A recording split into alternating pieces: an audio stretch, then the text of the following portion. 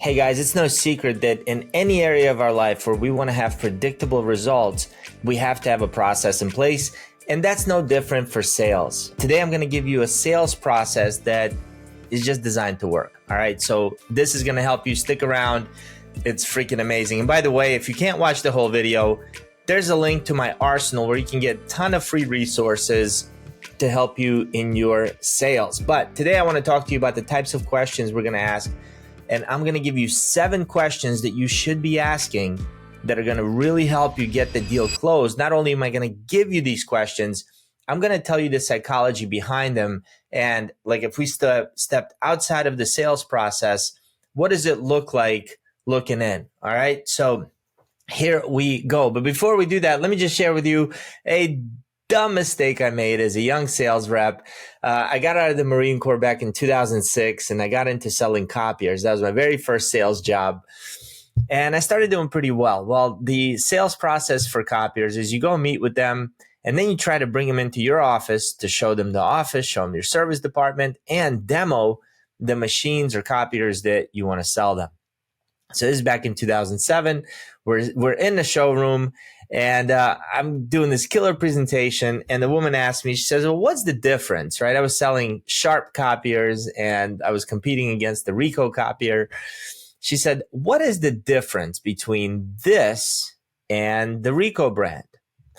And me being a snot-nosed, cocky sales guy, I said, well, this is like driving a Lexus. And that is like driving a Hyundai. This is like Genesis and Hyundai splitting up, right? This is old school 2006 where you get a brand new Hyundai for like $4,000, right? So she said, she pulls out her keys and shows me her key to a Hyundai that she drove to the demo. Talk about open mouth, insert foot. I've never forgotten that story and never ever compared cars because you know what? She looked at me and the next sentence said, you know what? I don't need a Lexus in my copier. See, I was assuming that she needed the luxury, the best of the best, but she just needs something to make copies. And so in sales, we got to understand what's important to our client before we start presenting our own ideas. Because at best we're assuming, and you know what happens when we assume. All right, so let's jump into it. 7 questions that you are going to absolutely love. They're going to transform your sales. Here we go. Number 1 is, what interested you to jump on a call with me today? It's very important to know because think about it. Your prospect, whether this is an inbound lead where they found you via a landing page or your website and they scheduled a call on your calendar, or you reached out to them cold on LinkedIn or Facebook, or maybe you called them and scheduled a meeting. If they're on a call with you or if they're meeting with you in person, they said yes to you out of probably dozens of other sales pitches they got that day. So it's important for you to understand why they wanted to meet with you. What was it about what you said? What was it about what they saw? What was it about what your lead gen person said that grabbed their attention? Number 1, we need to understand that because from that is where your sales conversation is going to come from, okay? And everything's going to be based on that one answer. So they'll say, hey, you know what?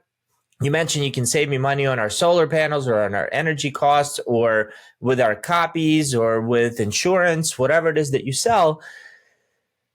Then you pause for a second. You can say, why is that important to you now? That's your second. That's not the second question, but that's a secondary question to that first one. But you see how you can open up a conversation very well. All right. Second question you want to ask throughout your sales process is, what are you doing now with whatever it is that you sell, right? So if it's energy bills and solar, you'll say, what are you doing now with your energy? What are you doing now with your managed IT services? What are you doing now with your copiers? What do you do now with your leadership training? Tell me how it's working now, right? So my framework that I teach is curiosity question. We get to know them, right? Curiosity is, hey, what interested you in jumping on the call with me today? How long have you been in this role? What all falls under you? Then is going to go to today questions. We want to understand, what is your environment like today? Then after that, we go to tomorrow questions, which is we want to understand, what do you want it to be like? What is your ideal vision for this best case scenario? After that, we go to stop sign questions, which are, what's stopping you? You know where you want to be. What do you think is stopping you or from preventing you from already being there? And the last type of question you want to ask are the personal reward questions. Now, all of these, if you take a look, there's a link for the arsenal. There's a presentation in that arsenal under the sales resources tab, completely free for you. So you can go download it so you have this process available to you. I guarantee you, if you just make that one small change, your sales are going to increase. All right, moving on. Question number 3. What are you looking to change or improve? Those are tomorrow questions, right? What are you looking to change or improve? Guess what? A good follow-up would be why. 4, what does the end result look like if you were able to solve this challenge? I'm having a challenge. I'm paying way too much for my car insurance, right? I am. It just went up again. Just so happened, my agent calls me up, an agent that I hired for other insurances. She calls me up. She's like, hey, do you mind if I take a look at your auto renewal policy, see what's going on? Do you mind if I get you more quotes on this just to see if we can beat this rate? Absolutely. I don't mind. Go for it. Right. So we want to understand, what challenges are they having, and what do they want the end result? Like, what are they looking to change or improve? Right. So then we get into tomorrow questions. What does the end result look like if you were able to solve this challenge? Number 5, what challenges are currently stopping you from achieving the end result that they desire?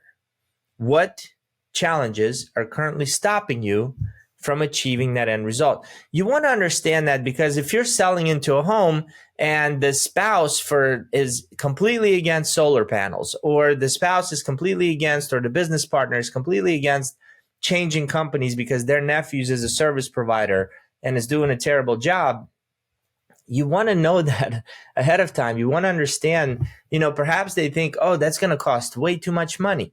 I used to think hiring VAs would cost way too much money. Having video editors would cost way too much money, until I started searching for them. And then I realized, like, wait, I could totally afford this. And with the amount of time that I'm spending on editing video and the amount of time I'm saving now from not having to edit videos and hiring people to do that for me, I'm actually can go and make more money this way, right? But I didn't know that for the longest time. My belief was that it's impossible, it's too expensive, I can't afford it.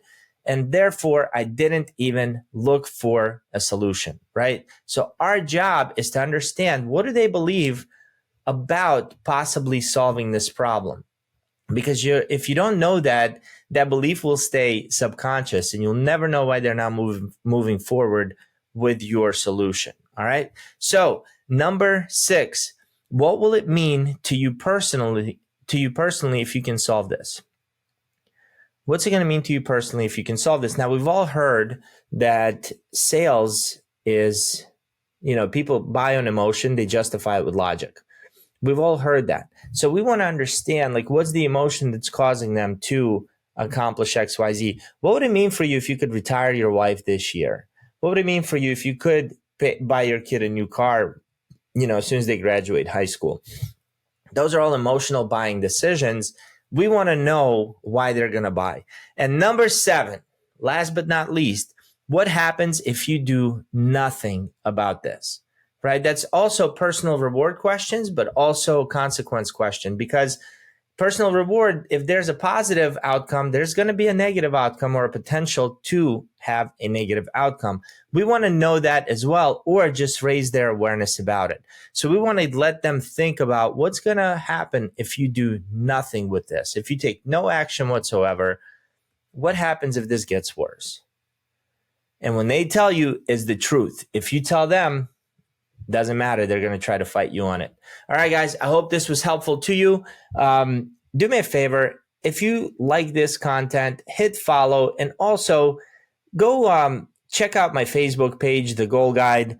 My Facebook got hacked. I'm starting a brand new page. So I'm going to have content like this, all geared towards coaches, entrepreneurs, solopreneurs, to help them sell more and close more business. This is all we're going to kick out. And if that speaks to you and you want to grow your business, definitely stay involved in the community. Smash the follow button. Check out my page and like that and follow that as well on Facebook. And I super appreciate you guys.